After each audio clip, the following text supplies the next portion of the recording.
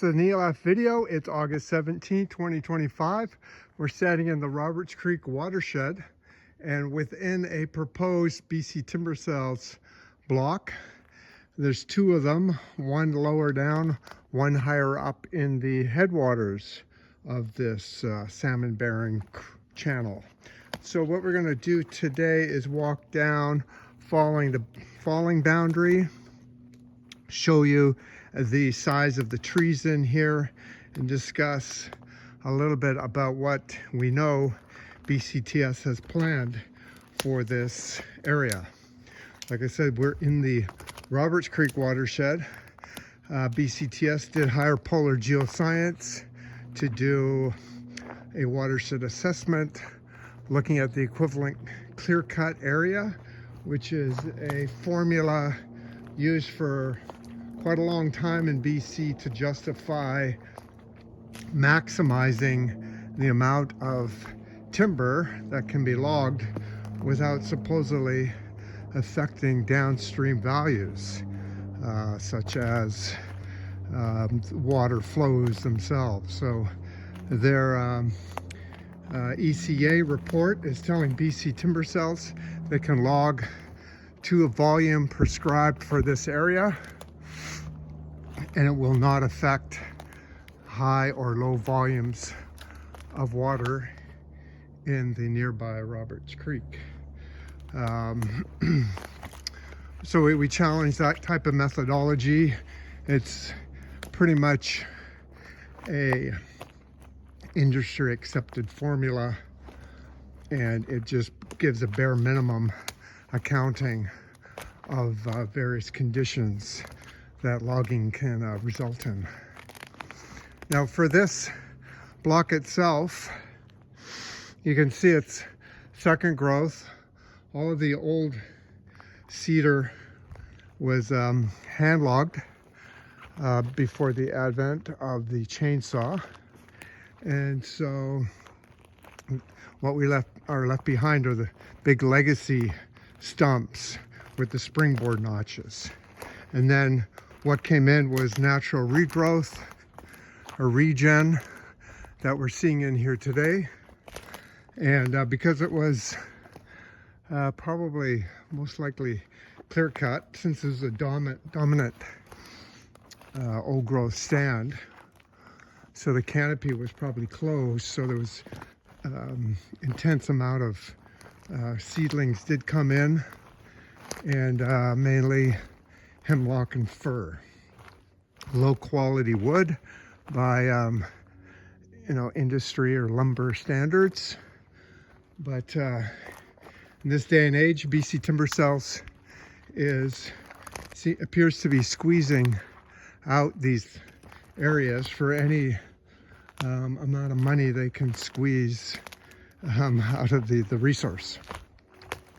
We're outside the block now, but we're going to show you some conditions that are found throughout the block that we've notified. We're just not in that area right now. Here's a blowdown of a poorly rooted hemlock tree. It's probably it's a wet zone in here. So what you could easily argue is if they log this whole area and then and the trees they do leave behind, because they're claiming there is high retention, but the trees that they leave behind will be it'll be a change conditions.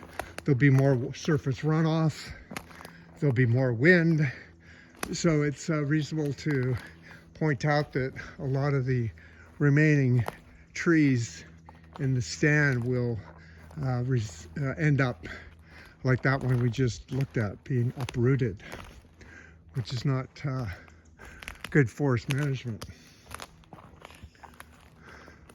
So coming around here, this is typical of the stand all throughout these two BC Timber Sales blocks.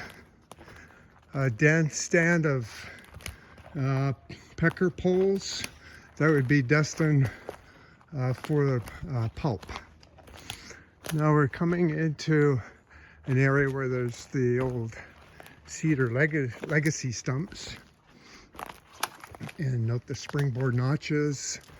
And, you know, we like to point out that the old growth was all targeted first by the industry, and until it's been severely depleted. But, you know, of course, that was the prime timber. Of course, they're going to go after the prime timber to grow the economy of BC.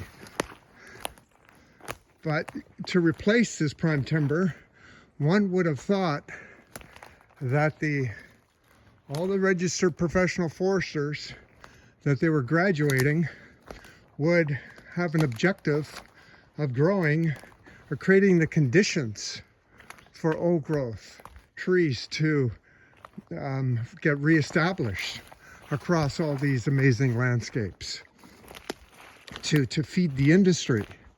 Like, why wouldn't they? They want, for a sustainable, large-scale forest industry, you want to have the best product out there, which are the old growth, which is the old growth cedar, fir, you know, hemlock, and of course the two species of cedar, red and yellow. But that hasn't happened. We're logging in this province right up to the threshold of what conservation biologists are saying we need to protect for biodiversity and a host of other values. We need to, you know, some say 30%, but some others say that's a minimum. The Great Bear Rainforest has a 70% protection, allowing 30% extraction. That's never going to happen in the rest of BC, but could they get to somewhere between 30 and 70? It's probably too late. So with these stands that BC Timber Sales is proposing to come back into, what's the best prescription, as they call it? Is it to clear cut all around the legacy stumps? Is it to retain, you know, maybe 10-15% of the standing trees?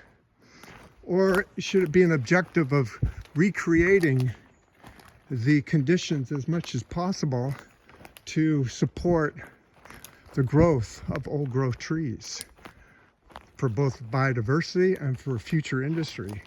That's what we think should be planned. But with this BCTS block in the Roberts Creek headwaters, they're trying to do limited retention and at the same time extract dollars for stumpage and for private contractors. We think this block should not go ahead at all because it's in the Roberts Creek Watershed, which is an important salmon spawning habitat for the Sunshine Coast. And this whole area just needs to naturally rethin itself, let nature do its job. That's going to take decades, but there's a value here to this forest as it is right now. It's recovering from the past major impact of clear-cut logging of the old growth. So to wrap it up, yeah, it is a serious situation in BC professional forestry community, where we would claim that the foresters do not know how to steward our forests so that they return to an old growth state after past logging. And that's a huge failure. And it's going to create it's going to add to the climate change crisis. It's going to add to the biodiversity crisis. And it's just a slow train wreck. on all those fronts. Okay, thanks for watching.